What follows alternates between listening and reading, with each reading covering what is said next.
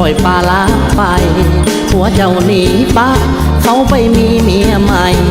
ทิมปากน้องไว้ให้เลี้ยงลูก3 คนสาวแม่หักแก่อย่าโศกโศกาเส็จเถิดน้ำตาอย่าเศร้าเสียใจ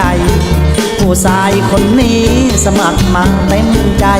อย่าผิดผัวแพ้ให้ด้วยความรักที่ซื่อตรงจะมาเป็นผัวด้วยความพักดีจะเป็นสามีจะหักเมียหักลูกจะสร้างฐานะเพิ่มพูนคูณสุขจะยากจะทุกข์ให้จะสู้เพื่อเมียสาวแม่หักแก่ยังซื่นยังใสอายุเจ้าหลายก็บ่สำคัญ2 แก้มยังแดงหน้าตาเต่งตึงตันแต่สิ่งสำคัญคือความเข้าใจกันสาวแม่ห่างแก่แม่ห่างลูก3ยังจบยังงามน้ำใจดีให้คนสุดท้ายไม้เป็นคู่ชีวิตชั่วชีวิตนี้มอบให้สาวแม่ห่างแก่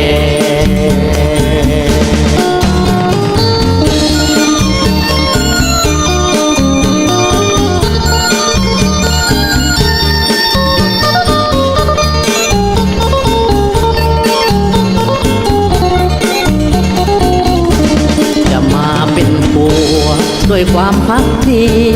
จะเป็นสามีจะหักเมียหักลูกจะสร้างฐานะเพิ่มพูนคูณสุขจะยากจะทุกข์ให้จะสู้เพื่อเมีย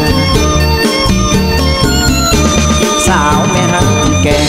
ยังซื่นยังใสอายุเจ้าหลายก็บ่สำคัญ2 แก้มยังแดงหน้าตาเต่งตึงตันแต่สิ่งสำคัญคือความเข้าใจกันสาวแม่ห่างแก่แม่ห่างลูก3ยังจบยังงามน้ำใจดีให้คนสุดท้ายไม้เป็นคู่ชีวิตชั่วชีวิตนี้มอบให้สาวแม่ห่าง